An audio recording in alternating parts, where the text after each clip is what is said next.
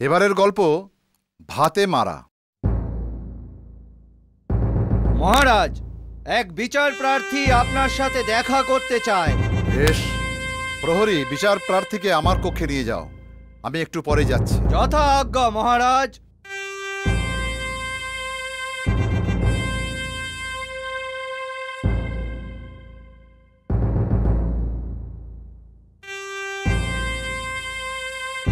তুমি কি সেই বিচার প্রার্থী? আগে হ্যাঁ মহারাজ। বলো, কি বলবে? মহারাজ, আমি হীরামল, নিবাস নন্দীপুর গ্রামে। গেল সন ভেদবমিতে আমার বাবা মারা যান। মাসখানেক পূর্বে আমার বাবার মৃত্যুর 1 বছর পূর্ণ হয়। তাই ভাবলাম গয়ায় গিয়ে বাবার পিণ্ডদান করে আসব। যেমন ভাবা তেমন কাজ। হিসাব রক্ষকের হাতে ব্যবসার সমস্ত দায়িত্ব আর সামান্য কিছু টাকা দিলাম। আর সিন্ধুকে সঞ্চিত নগদ 1 লক্ষ টাকা আর বেশ কিছু মূল্যবান পারিবারিক গহনাপত্র দিলাম হীরক সেনকে। তারপর গয়া থেকে ফিরে এসে আমি দুবার হীরক সেনের কাছে গেছি অর্থ আর গহনার জন্য, কিন্তু তিনি তা দিতে অস্বীকার করছেন। বেশ, তুমি আগামীকাল তার কাছে জমা দেওয়া বস্তু রসিদ নিয়ে আমার দরবারে এসো। আগে রসিদ তো নেই। তুমি যখন তাকে টাকা বা অলংকার দিচ্ছিলে তখন সেখানে কোনো সাক্ষী ছিল? আগে না মন্ত্রীমশাই। তবে উপায়? ও বেটাকে হাতে নয়, ভাতে মারতে হবে। কিভাবে? আজ সোমবার আর আগামী বৃহস্পতিবার রাজদরবার বন্ধ। মহারাজ, আপনি আগামীকাল সকালে হীরক সেনকে ডেকে পাঠান। তাকে আমি বলবো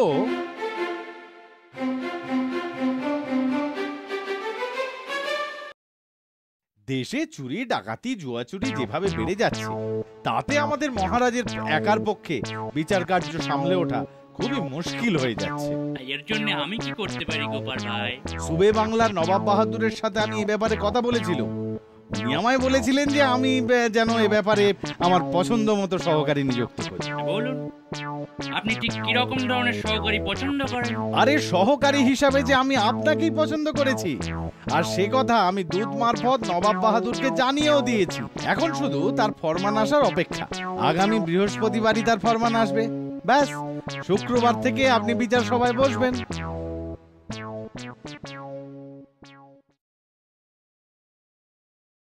কর্তামশাই, আপনার সেই বন্ধুর ছেলে হীরামল আবার এসেছে। তাকে যা বললার তা তো বলেই দিয়েছি, তবে আবার সে এসেছে কেন?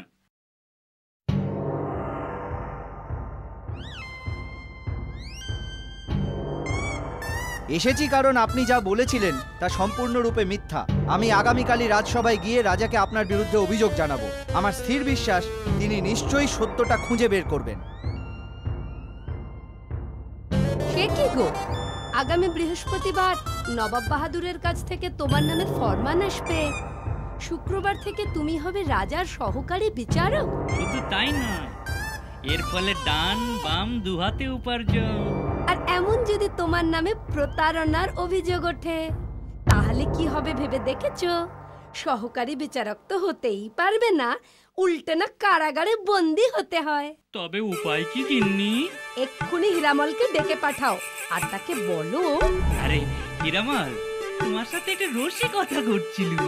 এই না তোমার অর্থ আর তোমার পারিবারিক অলংকার। তাহলে আমি এখন আসি কাকা।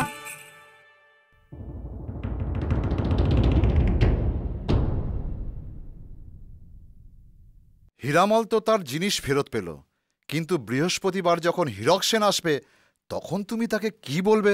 বলবো যে না হে হীরক সেন, বড় মুখ করে বললুম যে আপনাকে আগামীকাল থেকে সহকারী বিচারক করব, কিন্তু না, আজ নবাব বাহাদুর দূত মারফত খবর পাঠালেন যে সহকারী বিচারক তিনি ঠিক করবেন, আমি নয়।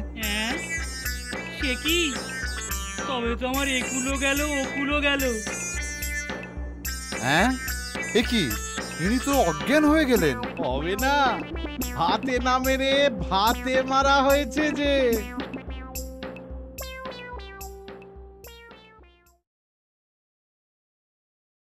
মজাদার বাংলা কার্টুনে মন ভরিয়ে তুলতে ডাউনলোড করুন ক্লিক অ্যাপ আর ট্যাপ করুন ক্লিক কিডসে।